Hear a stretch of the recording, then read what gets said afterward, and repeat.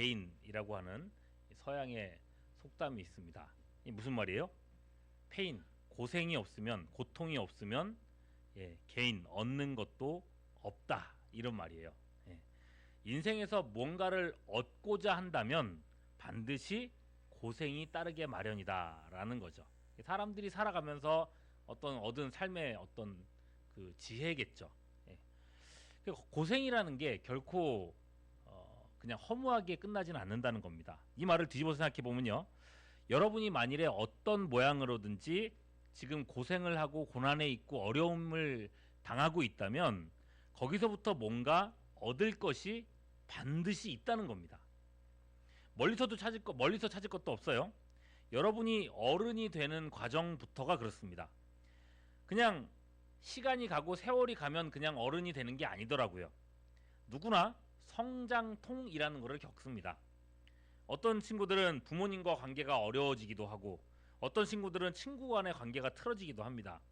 또는 자기 스스로에 대해서 자괴감을 가지게 되기도 하고, 공부가 안 되고, 진학이 좌절되고, 건강에 문제가 생기고, 외모 때문에 스트레스 받고, 이런저런 일들로 세상이 무너지는 것 같은 막 좌절 같은 데 빠지기도 해요. 그런데 이런 어려움들을 겪으면서 견디면서 어른이 되어가는 겁니다. 그리고 이런 어려움들을 겪어왔기 때문에 이제 어른이란 사람들은 웬만한 어려움들은 그냥 버티고 견디면서 살아갈 수 있게 되는 거예요. 왜? 해봤으니까, 당해봤으니까, 겪어봤으니까. 물론 고난을 견딘다라는 거는 결코 쉬운 일이 아닙니다. 만일에 고난을 견디는 게 쉬웠다면 그거를 고난이나 또는 고통이라고 부르지도 않았을 거예요. 오늘 말씀은, 오늘 우리가 읽었던 이 성경 말씀은요, 그 힘든 고난의 시간들을 예수 믿는 우리들은 어떻게 이기고 견딜 수 있는가, 이거를 가르쳐주는 말씀이에요. 뭐로 이길 수 있을까요? 바로 하나님의 말씀으로 이겨낼 수 있다는 겁니다. 여러분들이 보는 오늘 성경 말씀 보면요, 한 구절 한 구절마다 다 말씀에 대한 얘기가 있어요. 말씀, 규례, 법도 전부 다 똑같은 하나님의 말씀들이거든요. 모든 구절에 하나님의 말씀에 대한 얘기들이 있어요. 자, 이 말씀으로 어려움을 이겨낼 수 있다라고 하는 건데, 오늘 본문을 볼까요? 49절 말씀 보세요. 주의 종에게 하신 뭘 기억하소서? 말씀을 기억하소서. 주께서 내게 뭐를 가지게 하셨다고요? 소망을 가지게 하셨습니다. 이렇게 얘기했어요. 여러분, 말씀이 소망이라는 겁니다. 소망에 대해서 얘기해 볼까요? 소망과 비슷한 단어로 희망이라고 하는 단어가 있습니다. 여러분, 소망과 희망의 차이가 뭘까요? 둘 다 기대하고 바라는 거겠죠, 그죠? 그런데 두 개에는 차이가 있습니다. 희망은요, 이루어질 수도 있고 이루어지지 않을 수도 있는 불확실한 기대입니다. 아, 이렇게 되면 좋겠다라고 하는 막연한 바람이 희망이죠. 그러면 소망은 뭘까요? 이 바람의 근거가 하나님께 있는 겁니다.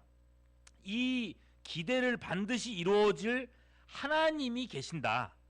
이 믿음의 기대가 소망인 거예요. 그래서 이거는 반드시 될 거다라고 하는 기대를 갖게 하는 것이 소망인 겁니다. 여러분, 희망하고 소망의 차이를 알겠죠? 그래서 여러분 생각해 보시면요, 희망 고문이란 말 들어봤죠? 희망이 왜 고문이 돼요? 될 수도 있고 되면 좋겠는데 안 될 수도 있기 때문에 이게 희망이 고문이 될 수 있는 거죠. 그런데 여러분, 소망 고문이란 말 들어본 적 있어요? 그런 말은 없습니다. 소망은 반드시 되는 일이기 때문이에요. 자, 말씀이 소망이다. 그래서 여러분, 로마서 5장 4절 말씀을 보면요, 이렇게 얘기해요. 소망이 있는 사람은요, 환난 중에도, 어려움을 당해도, 고통을 당하는 중에도 즐거워할 수 있다고 얘기를 해요. 볼까요?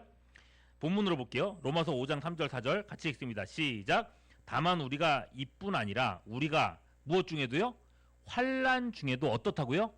즐거워한다. 아니, 환난 중인데, 어려움을 당하고 있는데 이게 왜 즐겁지? 왜냐?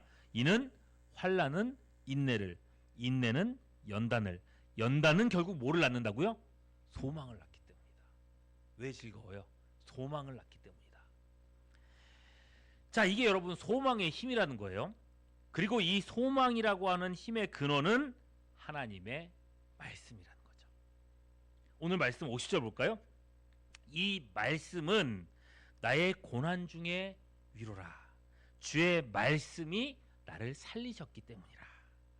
하나님의 말씀이 이미 나를 살려주셨고, 그리고 이 말씀이 앞으로도 나를 살게 하실 겁니다. 하나님의 말씀이. 그러니 인생에서 가장 어리석은 일이 있다면은 뭐겠어요? 하나님의 말씀을 버리는 거겠죠. 51절 보세요. 교만한 자들이 나를 심히 조롱하였어도 나는 주의 법을 떠나지 아니하였습니다. 교회니 믿음이니 말씀이니 세상 사람들은 그게 뭔지도 몰라요. 왜 그렇게 하고 다니냐, 왜 하나님을 믿냐, 왜 그러냐 이렇게 말하면서 조롱할지 몰라도 나는 이 말씀을 붙잡고 살아가겠다. 언젠가 베드로가 예수님께 이런 고백을 한 적이 있습니다. 요한복음 6장 68절 말씀이에요. 자, 보겠습니다. 저희 나눠드린 용지에 있죠? 시몬 베드로가 대답하되 주여 영생의 무엇이 말씀이 주께 있사오니 우리가 누구에게로 가리까?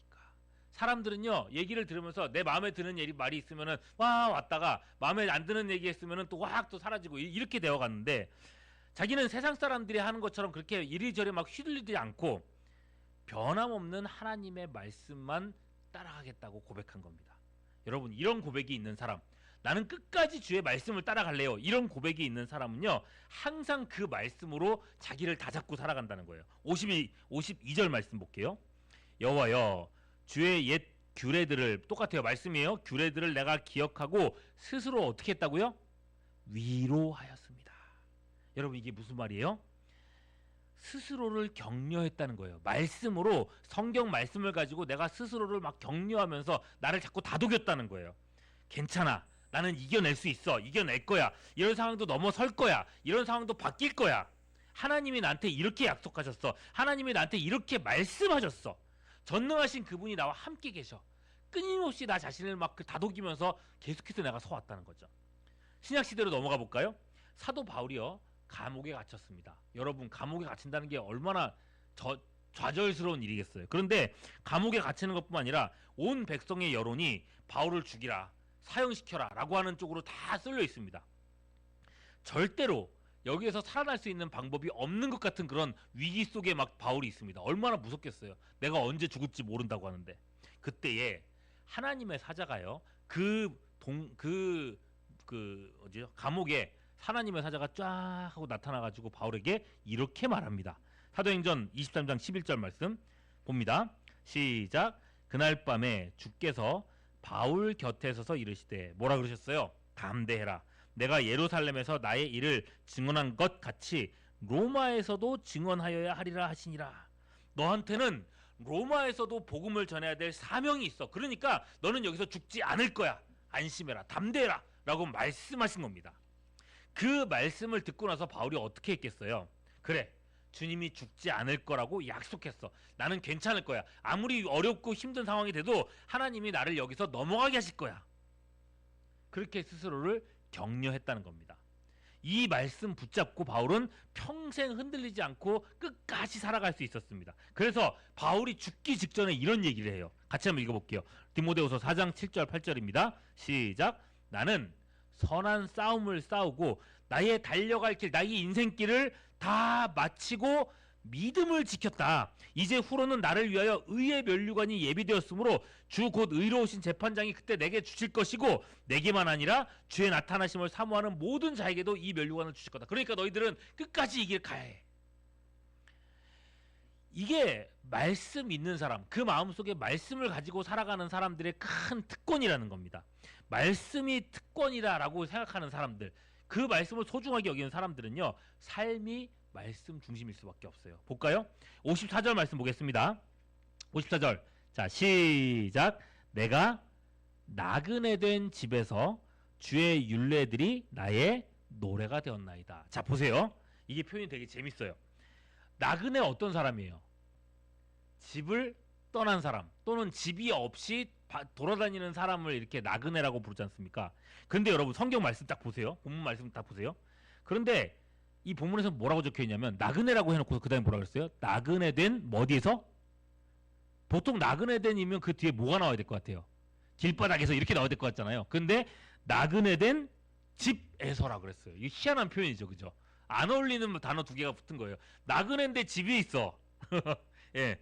집에 있다고 해서 내가 나그네가 아닌 게 아니라, 내 집이 있고 내 모든 소유들을 갖고 있고 그렇게 산다 할지라도 나는 나그네라는 거예요.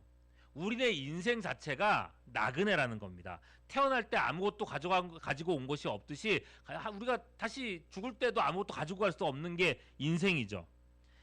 세상에서 내가 누리고 있는 무엇이든지 입고 먹고 자고 뭐 이런 모든 것들이 다 내 것인 것처럼 보이지만 결국은 아주 유명한 왜 옛말이 있잖아요. 내 거인 듯 내 거 아닌 내 거 같은 뭐 이런. 결국 이게 무슨 말이에요? 내 거 아니다라는 얘기잖아요. 내 거 같은데 내 거인 것 같은데 내 거 아니란 말이잖아요. 내 거 아닌 거를 가지고 우리가 살아가고 있을 뿐이다. 우리는 나그네다. 이런 나그네 살이에서 우리의 소망이 뭐라고요? 하나님의 말씀밖에 없다는 겁니다. 그래서입니다. 나그네 된 어디서? 집에서 주의 율례들이 하나님의 말씀만이 나의 노래라는 거예요. 어떤 사람들은 뭐 내가 돈이 많아가지고 이게 내 노래가 되고, 어떤 사람들은 성공해서 이게 내 노래가 될지 모르겠지만, 아니 나는 주의 말씀만이 내 노래야. 인생을 가치 있게 만들어준 거예요. 내 인생을 가치 있게 만들어주는 건요, 얼마나 벌었냐 얼마나 가졌냐 이런 게 아니라 오직 말씀대로 살아간 하나님의 말씀과 함께 살아간 그 흔적밖에 없다는 거예요. 그래서 이렇게 말하는 겁니다. 55절에서 57절까지 말씀 한번 큰 소리로 한번 읽어봅시다. 시작. 여호와여, 내가 밤에 주의 이름을 기억하고 주의 법을 지켰습니다. 그 다음에요, 내 소유는 내가 가진 거, 내 소유는 이것이니 곧 주의 법도들을 지킨 것입니다. 내 재산은 주의 법도라는. 또 볼까요? 여기요, 흥분을 했어요. 여호와는 나의 무엇이니? 분깃이시니 나는 주의 말씀을 지키리이다. 말씀의 사람들은요, 진심으로 이렇게 살아갑니다. 말씀이 내 소유다라고 생각하고 그걸 내 분깃, 상속하는 재산이에요. 상속 재산으로 살아가는, 말씀만이 내 재산이다.